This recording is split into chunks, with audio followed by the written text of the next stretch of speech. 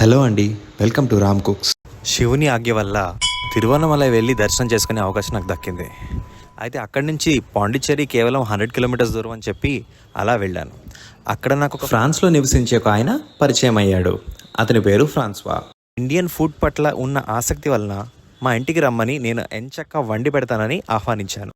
తనకి వంకాయ కొత్తిమీర కారం, పులిహార, మామిడికాయ పప్పు, చల్లమిరపకాయ ఇవన్నీ చేసి పెట్టాను.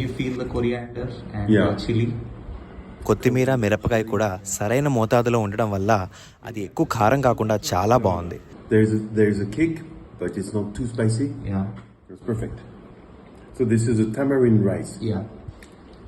అలాగే పులిహార రుచి నేను వర్ణించలేకపోతాను, కానీ చాలా టేస్టీగా ఉంది. అందులో ఉన్న పలుకులు చాలా క్రంచీగా, నట్టిగా మంచి టేస్ట్ ఇచ్చాయి. It's hard for me to describe the taste. Yeah. But what I can say is I like it.